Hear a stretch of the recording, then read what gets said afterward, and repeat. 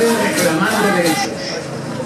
Ver siempre mozo y siempre viejo defendiendo el futuro de un patrimonio lingüístico único, el nuestro, irrepetible, que nació en estas tierras, que llegó vivo hasta Güell y que queremos que vivan muchas primaveras más.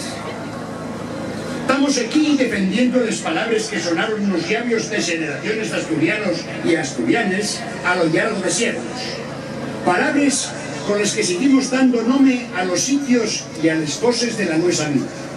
Cada una de las personas que vinimos a esta manifestación fixímoslo por una razón o por muchas, porque vivimos asturiano en pueblo o en barrio, porque forma parte de los sonidos de la nuestra casa, porque los nuestros recuerdos, los buenos y los malos, falen con el sabor y el acento de esta lengua, porque quizás hay dichos familiares que nos traerán con ellos la recordanza del nuestro abuelo o la nuestra má, y no queremos que se nos escaezan.